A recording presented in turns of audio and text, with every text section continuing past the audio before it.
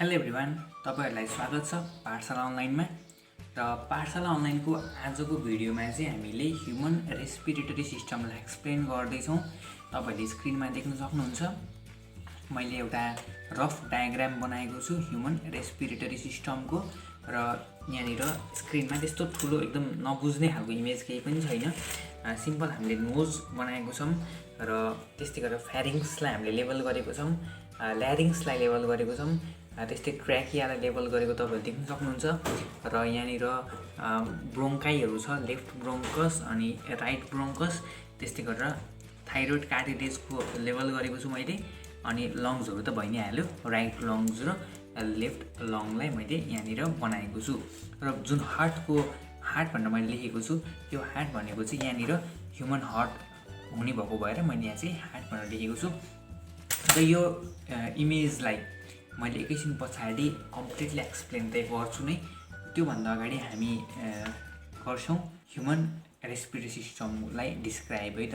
So एक्जाममा तपाईलाई human respiratory सिस्टमको question आयो भने फर्स्टमा चाहिँ तपाईले रेस्पिरेसनको डेफिनेसन लेख्नुपर्ने हुन्छ।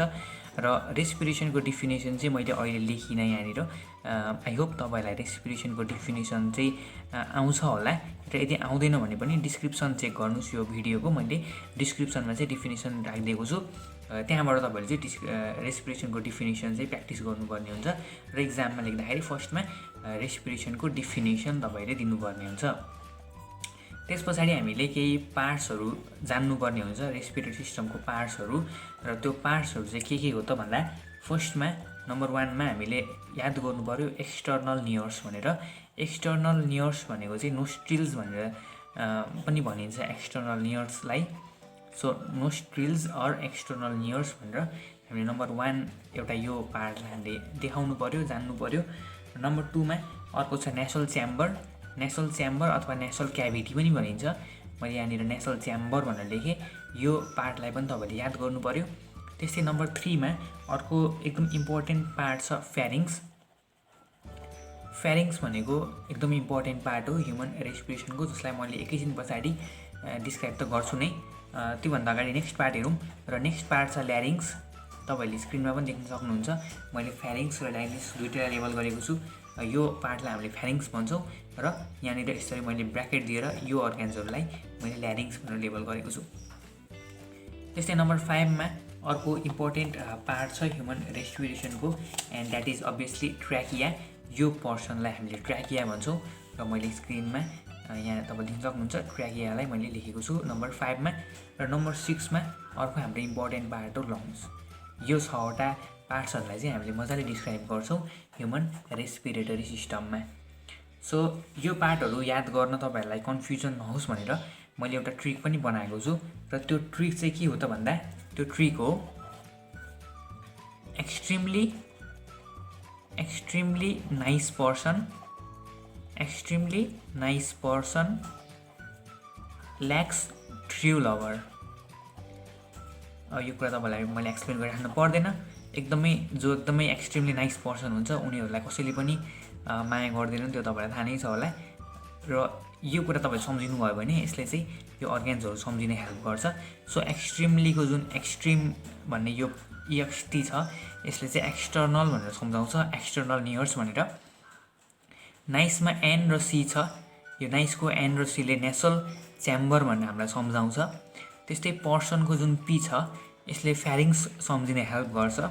त्यस्तै ल्याक्सको जुन L छ, यसले ल्यारिङ्स सम्झिने हेल्प गर्छ। त्यस्तै ट्र्याकियामा जुन यो ट्र्याकिया जुन T बाट स्टार्ट हुन्छ, यो सम्झिनको लागि हामीले ट्रु सम्झ्यौं भने सजिलो हुन्छ। र लभरमा जुन L छ, यो L ले चाहिँ लङ्ग्स भनेर सम्झाउँछ। सो यो ट्रिक तपाईले युज गर्न सक्नुहुन्छ यदि तपाईहरुलाई चाहिँ यो पार्ट्सहरु सम्झिन गाह्रो हुन्छ भनेदेखि। नभए घोकेर सम्झिनुहुन्छ भने पनि त्यो ठिकै छ, तपाईको आफ्नो चोइस। सो अब हामी नम्बर वाइज प्रत्येक पार्टहरुको चाहिँ कम्प्लिटली एक्सप्लेन गर्छौं। So let me start from external nares or nostrils है त। सो एक्सटर्नल नियर्स भनेको चाहिँ जुन नोजको पनि एकदमै बाहिरको एक्सटर्नल पार्ट हुन्छ, त्यो पार्टलाई हामी भन्छौं एक्सटर्नल नियर्स। र it is also known as nostrils. यसलाई नेपालीमा सिम्पल नेपालीमा भन्नुपर्दाखेरि नाकको जुन प्वाल हुन्छ त्यो वाललाई हामीले भन्छौँ एक्सटर्नल इयर्स।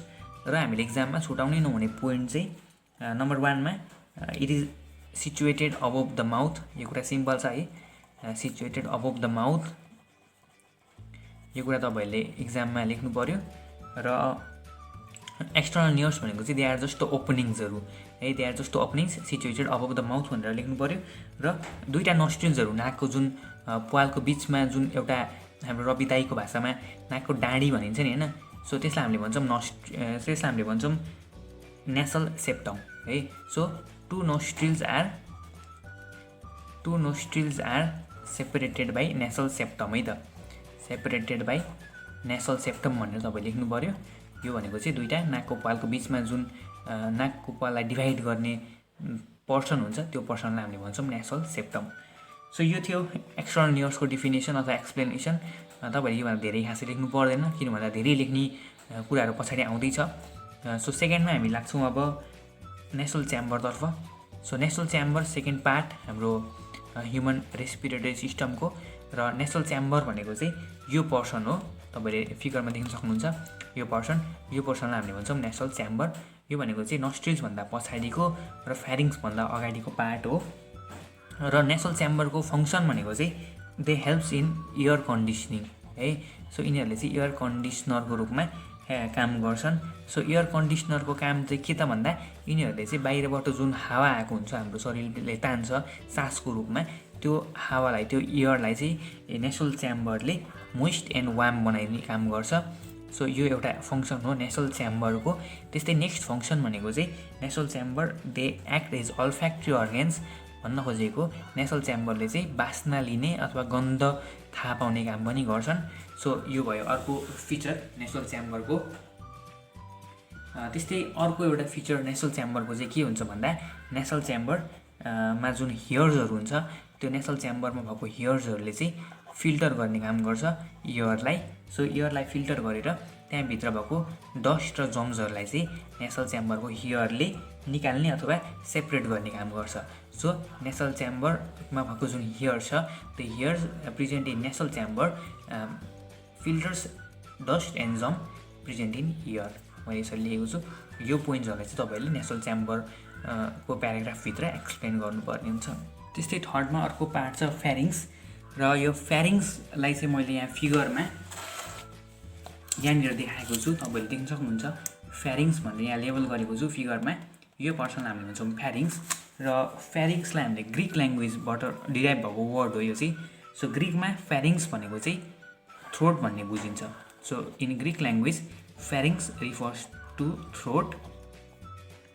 र फ्यारिङ्स भनेको चाहिँ it is organ useful for respiration and digestion है। यो चाहिँ रेस्पिरेसन र डाइजेसन दुवै काममा दुवै प्रोसेसमा युजफुल हुने एउटा अर्गान हो। र यो अर्गान फ्यारिङ्स भनेको चाहिँ it is the crossing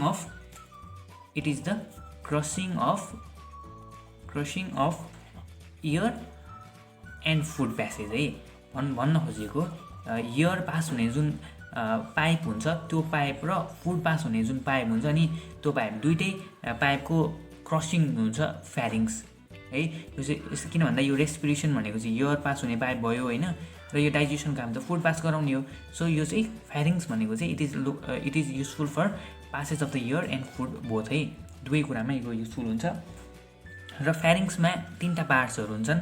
फ्यारिङ्सको 3 parts of pharynx are present.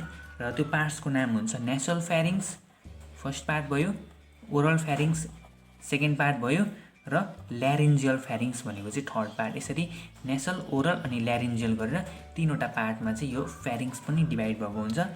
र नेसल फ्यारिङ्स भनेको चाहिँ जस्ट नोजको नाकको जस्ट पछाडिपट्टिको पार्ट हो। सो नोजको ब्याक भनेर मैले यहाँ लेखेको छु। र ओरल फ्यारिङ्स भनेको चाहिँ यो माउथको जस्ट पछाडिपट्टिको पार्ट हो। सो माउथको ब्याक भनेर मैले लेखेको छु, ब्याक पार्ट अफ माउथ भनेर तपाईँले बुझ्नु पऱ्यो। र एउटा फ्यारिङ्समा एउटा ग्लोटिस भन्ने एउटा पार्ट हुन्छ, ग्लोटिस। र यो ग्लोटिस भनेको चाहिँ it is the opening of trachea है। ट्र्याकियाको बारेमा मैले एकैछिन पछाडि एक्सप्लेन गर्छु। अहिले तपाईँले यति बुझ्नुहोस्, ग्लोटिस भन्ने एउटा पार्ट छ, यो पार्ट चाहिँ ट्र्याकियाको ओपनिङ हो है। मैले यहाँनिर तपाईँलाई फिगरमा मैले यहाँ तपाईँलाई देखाउनु पर्ने हुन्छ। ग्लोटिस भनेको चाहिँ यतापट्टि प्रेजेन्ट भएको हुन्छ है, यो पर्सनतिर ग्लोटिस प्रेजेन्ट भएको हुन्छ। सो ग्लोटिस भनेको चाहिँ ट्र्याकियाको जस्ट एउटा ओपनिङ मात्रै हो है।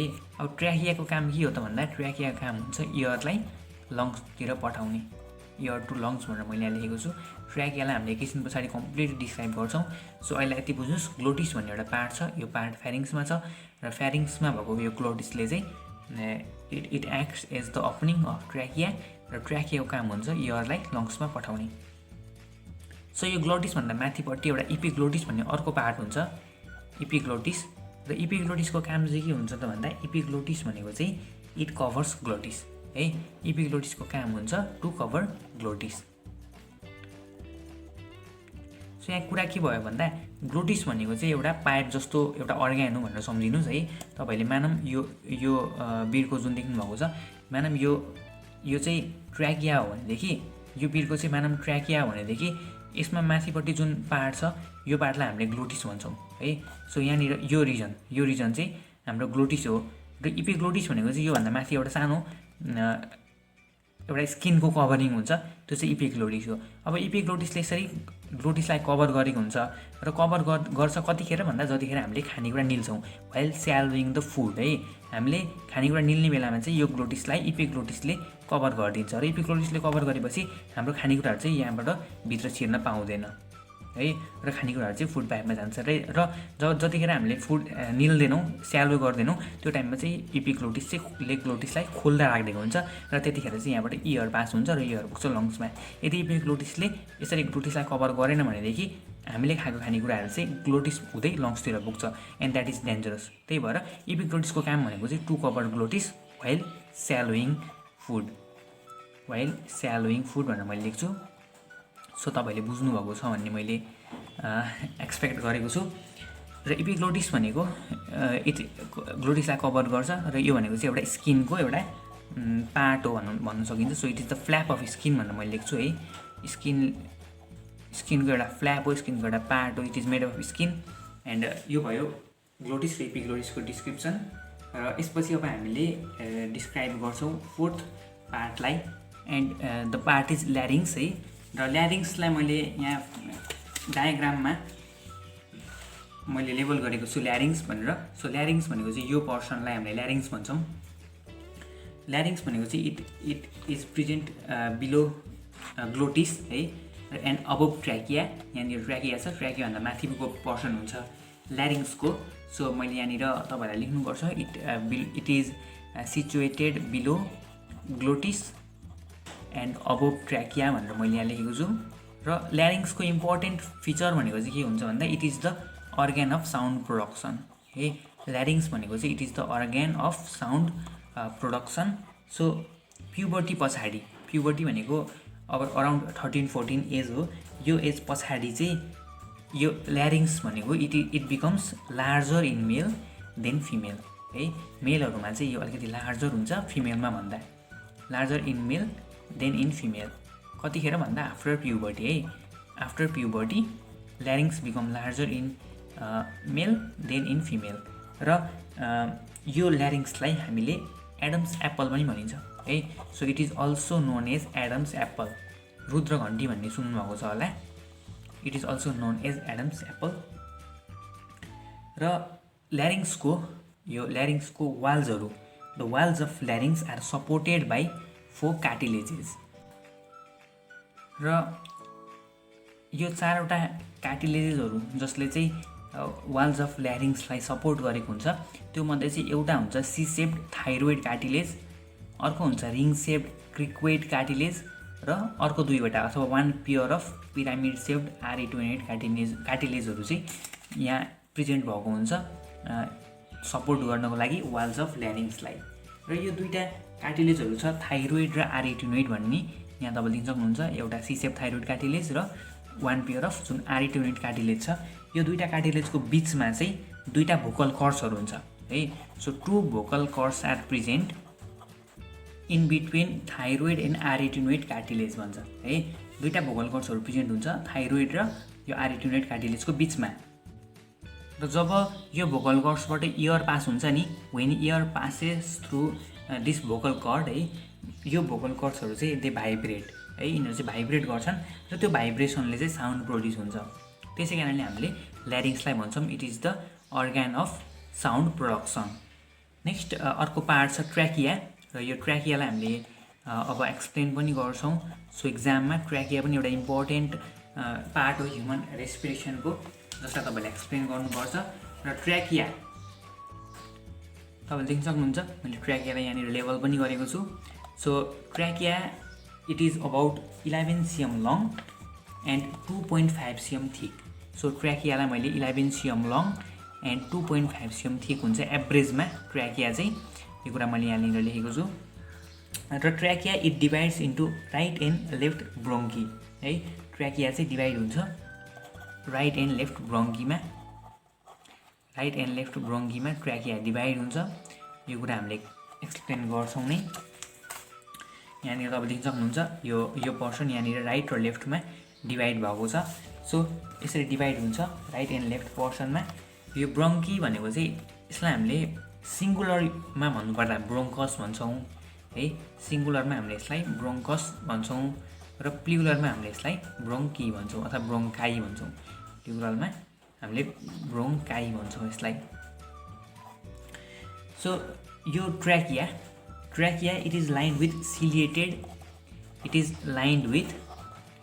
ट्र्याकिया is lined with ciliated mucous epithelium.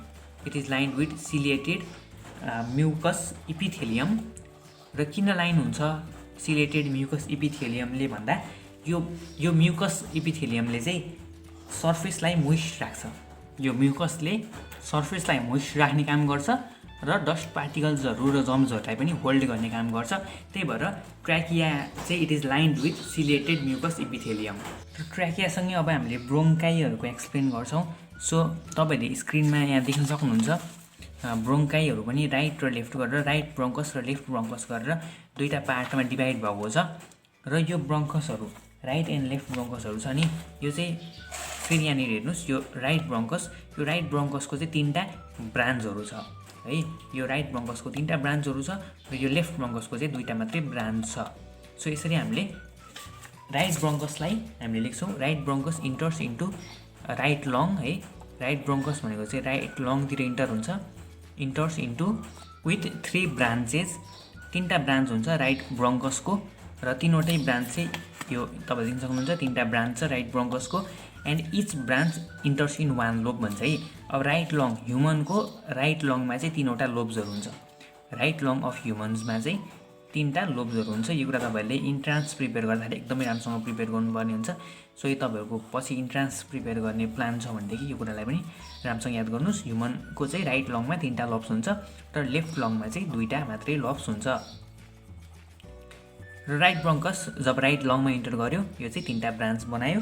र यदि लेफ्ट ब्रोङ्कसको कुरा गर्ने हो भने left bronchus enters into left lung है। Left bronchus enters into left lung with 2 branches, 2टा मात्रै ब्रान्च बनाउँछ र यो 2टा ब्रान्च पनि इच इन 1 लोब, प्रत्येक एउटा लोबमा चाहिँ एउटा मात्रै ब्रान्च बनाउँछ। तपाईँले यहाँ स्क्रिनमा देख्न सक्नुहुन्छ लेफ्ट ब्रोङ्कसको चाहिँ 2टा ब्रान्च छ। सो यो भयो ब्रोङ्कसहरूको कुरा। र यो ब्रोङ्कसहरू चाहिँ फेरि अझै फर्दर डिभाइड हुन्छ ब्रोङ्कियोल्सहरूमा है। र यहाँबाट पनि अझै फर्दर डिभिजन हुन्छ, एकदमै सानो सानो सानो सानो पर्सन बनाएर डिभाइड गर्छन् यिनीहरू। So this bronchus divides into this bronchioles divide into secondary and tertiary bronchioles है। यो एकदमै धेरै डिभिजन हुन्छ र सबै सानो ब्राङ्कियल्सहरू चाहिँ लास्टमा एल्भियोलीमा इन्टर गर्छ। एल्भियोलीलाई हामीले भन्छौँ इयर स्याक र एल्भियोलीको बारेमा हामीले एकैछिन पछाडि फेरि डिस्क्राइब गर्छौँ। सो यहाँ मैले डट भनेर देखाएको छु, यो चाहिँ एल्भियोली देखाउन खोजेको हो। र यहाँको सबै सानो पार्टहरू जुन डिभाइड हुँदै गएको छ यो चाहिँ लास्टमा एल्भियोलीमा गएर यो चाहिँ इन्ड हुन्छ भनौँ है। सो नेक्स्ट पार्ट छ लङ्स। हाम्रो लङ्स भनेको अब फेरि अर्को इम्पोर्टेन्ट पार्ट हुने भयो। सो लङ्सको बारेमा हामीले एक्सप्लेन गर्छौँ। सो ह्युमनको लङ्स भनेको चाहिँ लङ्स आएर पिङ्क कलर, 2टा लङ हुन्छ होइन, राइट लङ र लेफ्ट लङ गरेर and this lungs are pink coloured, soft spongy and vascular है। They are pink colour, soft spongy and vascular भन्न खोजेको चाहिँ एकदमै धेरै ब्लड भेसल्सहरू प्रेजेन्ट हुन्छ भनेर यसलाई हामीले भास्कुलर भनेको छौँ। सो अब एकदमै सफ्ट छ भने पछाडि यो चाहिँ एउटा क्याभिटीमा प्रेजेन्ट हुन्छ। लङ्स भनेको चाहिँ human lungs they lies in pleural cavity है। ह्युमन लङ चाहिँ प्लुरल क्याभिटीमा लोकेटेड हुन्छ and it is the pleural cavity of thorax. थोर्याक्सको प्लुरल क्याभिटीमा ह्युमन लङ पाइन्छ र यो क्याभिटीलाई it is covered by peritoneum है। ह्युमन लङ्स चाहिँ कभर्ड हुन्छ पेरिटोनियमले। Human lung it is covered by peritoneum र राइट लङ र लेफ्ट लङ गरेर दुईवटा टाइपको लङ्सहरू हुन्छ। सो यो कुराको बारेमा पनि हामीले थोरै यहाँ इक्जाममा लेख्नुपर्छ। सो राइट लङ भनेको चाहिँ इट इज सुपेरियर, मिडल र इन्टेरियर गरेर 3टा लब्समा डिभाइड हुन्छ। मैले अगाडि नै भनेको थिएँ राइट लङ्समा चाहिँ 3टा लोब्स हुन्छ भनेर। त्यो लोब्सहरूलाई चाहिँ हामीले भन्छौँ superior, middle and inferior lobes. यसरी चाहिँ 3टा लब्समा डिभाइड हुन्छ राइट लङ। त्यस्तै लेफ्ट लङ डिभाइड हुन्छ सुपेरियर एन्ड इन्फेरियर लोबमा। सो लेफ्ट लङ भनेको चाहिँ लेफ्ट लङमा 2टा लोब्स हुन्छ र त्यो 2टा लब्सहरूलाई हामीले भन्छौँ सुपेरियर लब्स र इन्फेरियर लब्स। यो भयो लङ्सको डिस्क्रिप्सन र प्रत्येक एउटा लोबमा फेरि एकदमै धेरै एल्भियोली हुन्छ। सो एल्भियोलीको कुरा आउँछ यहाँनिर।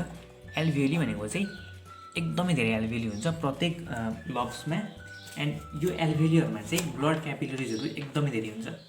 सो यो एल्भियोलीमा एकदमै धेरै ब्लड क्यापिलरिजहरू हुन्छ। सो एल्भियोलिज आर रिच इन क्यापिलरिज भनेर मैले यहाँ लेखेको छु।